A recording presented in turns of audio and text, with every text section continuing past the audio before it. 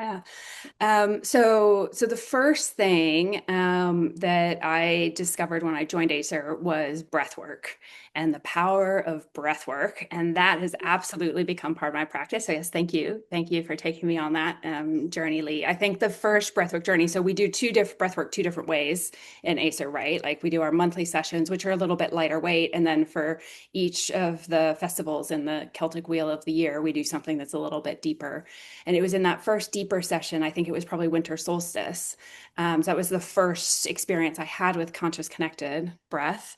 And that was like absolutely insane. I had like my grandfather who passed away when I was 19 years old, came to visit me. He was a very loving man. We were very, very close, but he was also a profoundly sad person.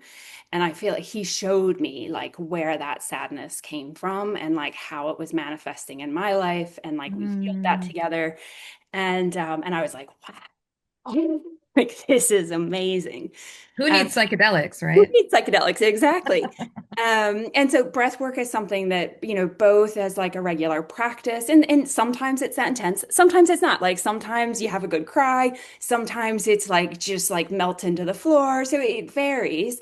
But that has been like a really, really important tool for me to connect with my inner wisdom.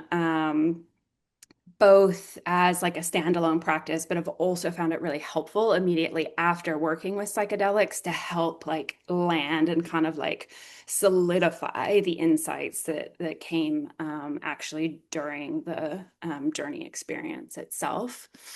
Journaling has also been really powerful. I think that was just kind of starting to open up before I went on retreat, particularly after breathwork sessions or like after our tree journey sessions. I found like if I would just sit and start writing, not even like not necessarily with a mission, like sometimes I'll journal to prompts, but for the most part, it's like literally I got up, I ate breakfast, blah, blah, blah, blah, blah. And I've found it just like helps me get into a state of flow. And eventually, like my narrator, like all of those mind activities start to turn off.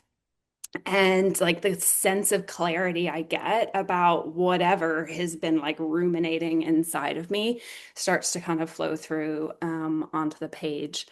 So that has become super important. And then probably more so after my psychedelic experience, but it's definitely a way I kind of keep the door open. And for me, that was really important, right? That was like Mm. the big goals I had for integration and like building this strong practices. How do I keep this door open so I continue to like reap the benefits? But music has been huge. Like music has always spoken to me, but it's not something I had really leaned into. And actually, thanks to people like Bob. Bob is one of my like music heroes in ACER. I've been building my own playlist every month that kind of helps take me on a journey with the tree.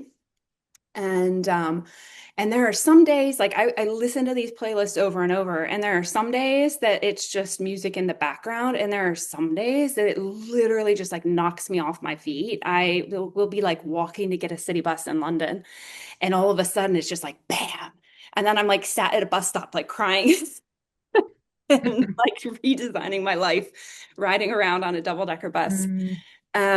So yeah, there's just something really powerful, I think, when you need it and like you open up your heart to it. Like the places that music has been able to take me have been absolutely phenomenal. And I think actually my biggest challenge right now is like it's like flowing, and I'm just trying to figure out like how do I actually feed this in a way that is like sustainable and grounded and not like my inner wisdom is just like shouting at me full Mm. force all the time.